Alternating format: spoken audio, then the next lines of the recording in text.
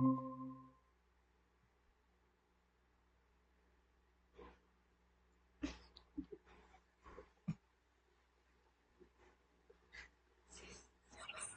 hello, morning, good evening.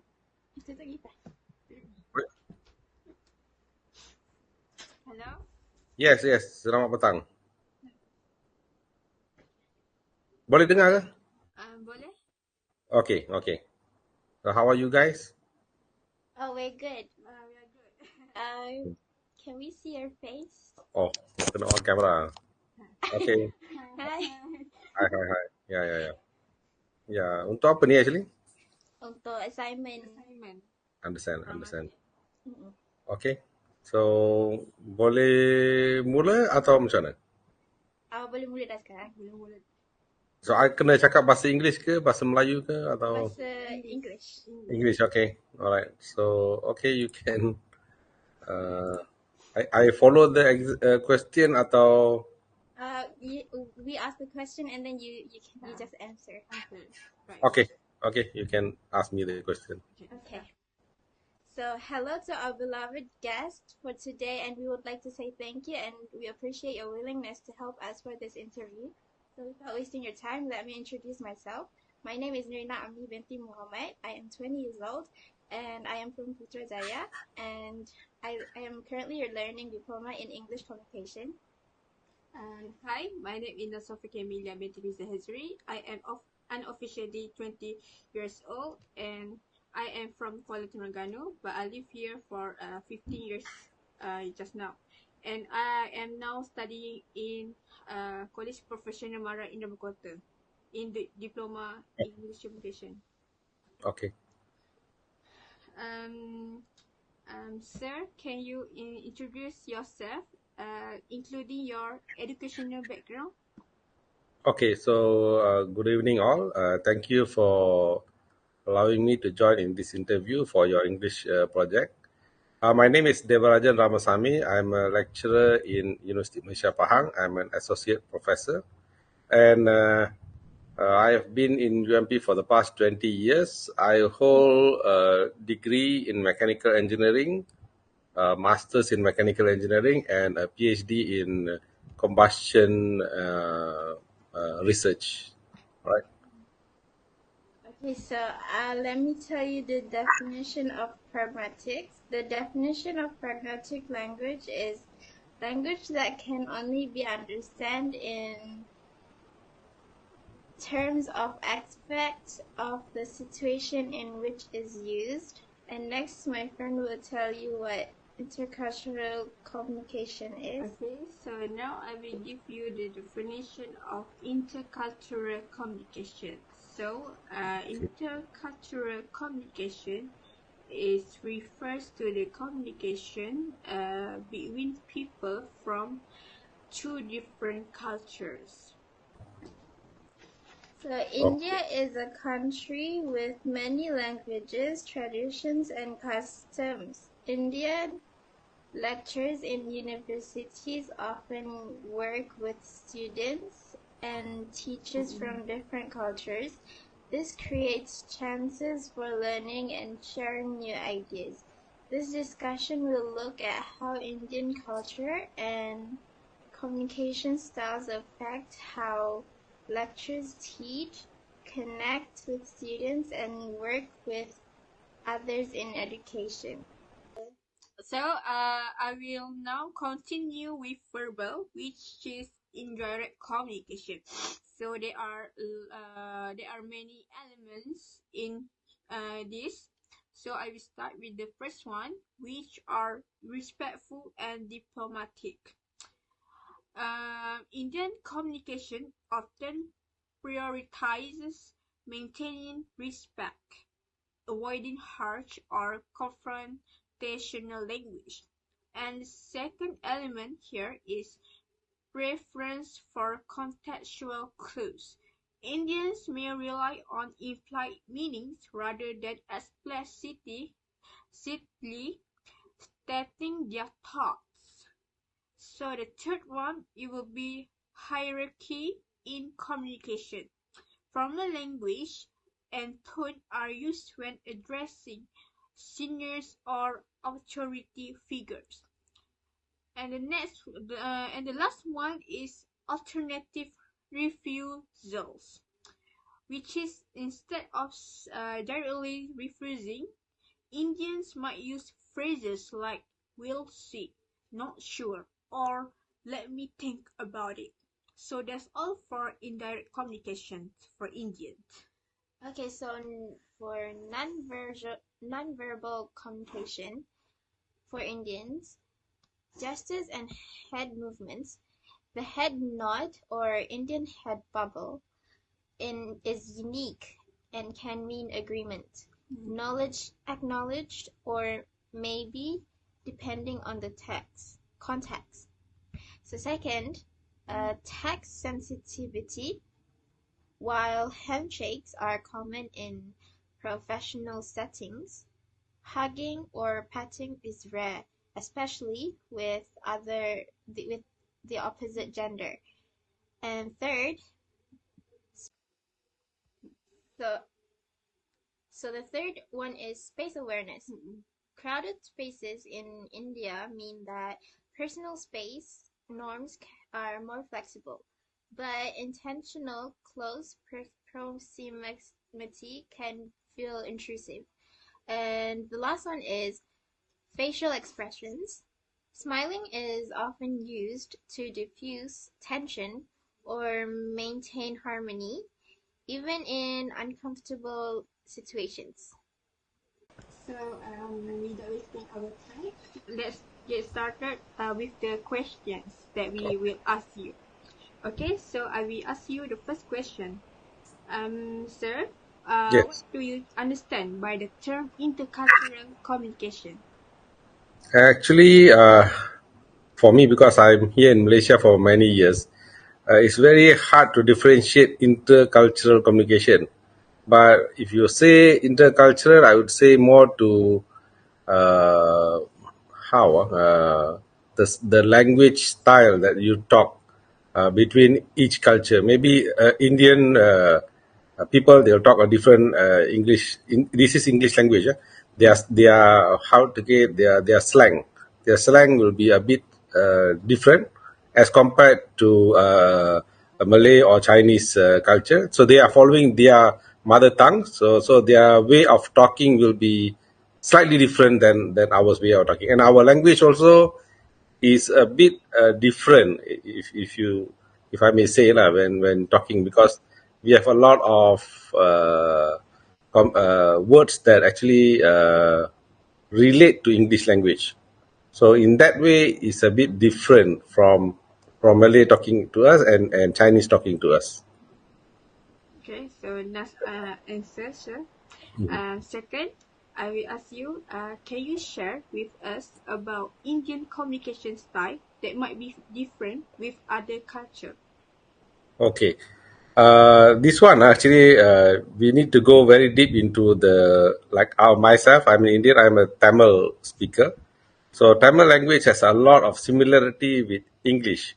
So the communication style that when you use for English, you got plural, you got singular.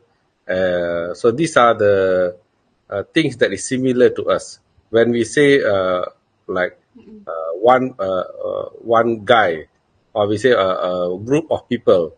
Okay, so in India there is this singular and plural, which is we cannot find it in Malay language.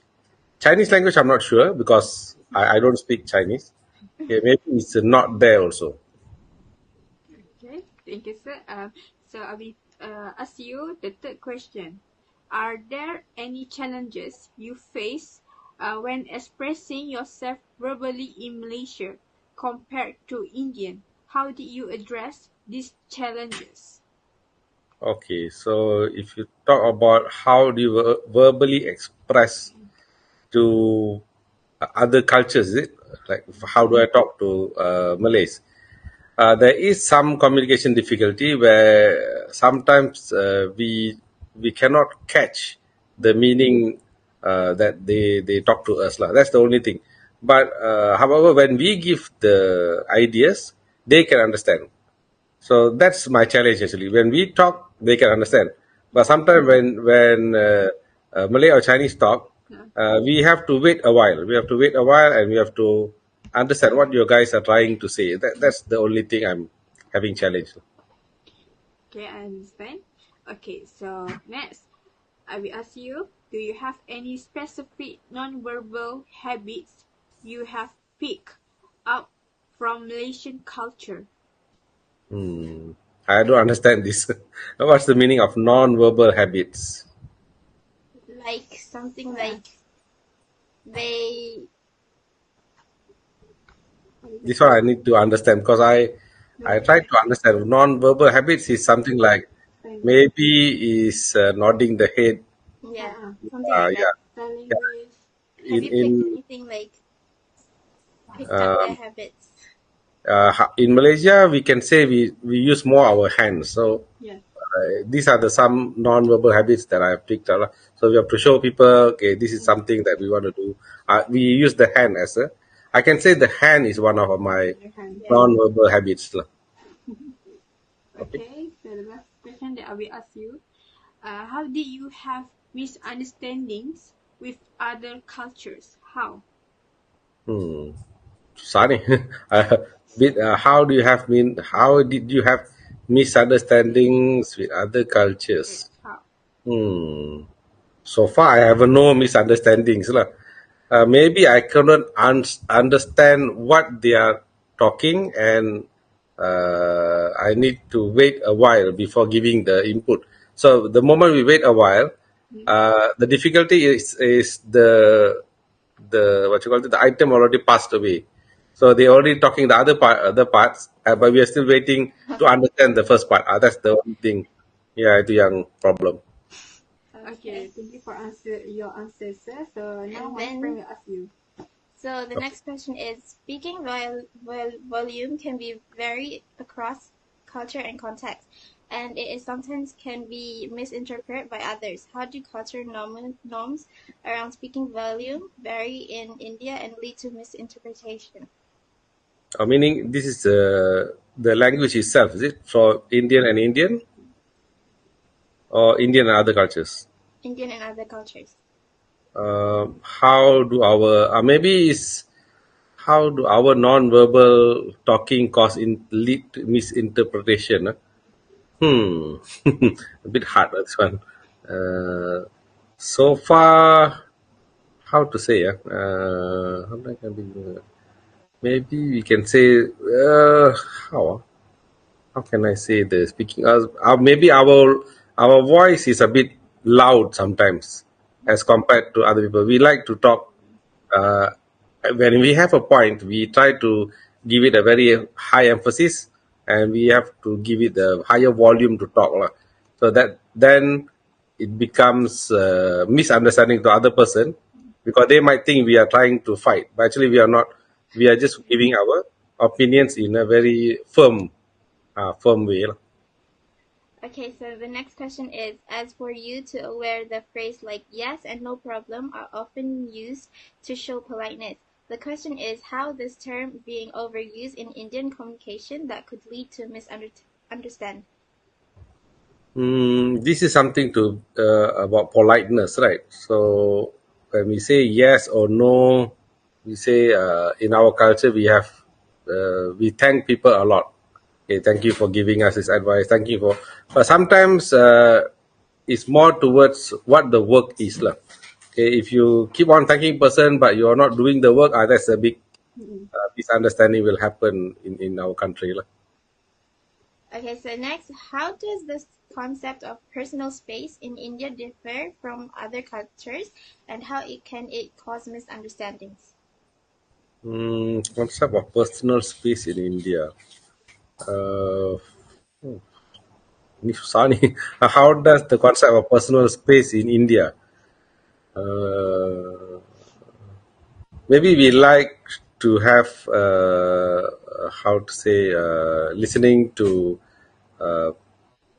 songs. Okay, we like to hear songs a lot, and we like to listen to songs where maybe can be louder than the other communities, and this might offend other people lah, because the music and maybe the dancing also is there, but Nowadays we don't dance here in Malaysia. So here, this is maybe some of the non-verbal things that can intrude other people's privacy. Oh. How does Indian typically handle the disagreement or confront in verbal exchanges, and how might it be differed from other cultures?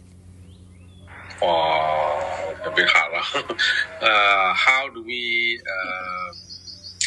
Okay, so this one is how do we confront disagreements, right? Yeah.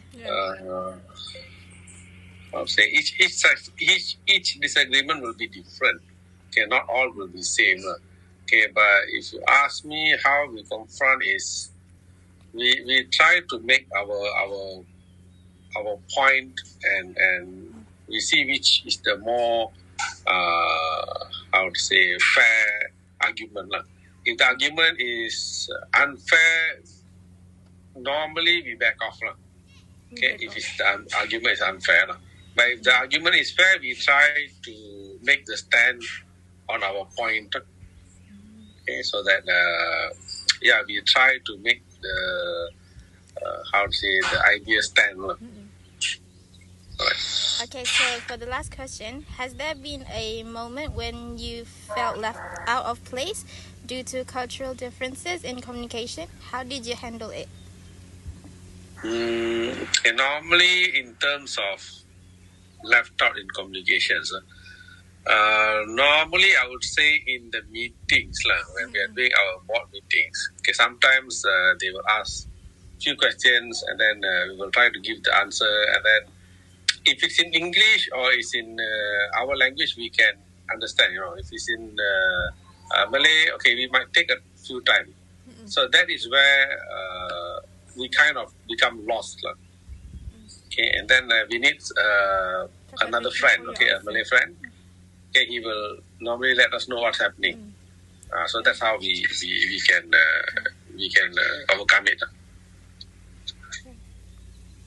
Itu je. Yeah. Okay, so thank you for your answers, and I hope you are having a great night tonight. Okay. Thank you, Okay, thank you guys. Thank you. Thank you. Sorry. All right.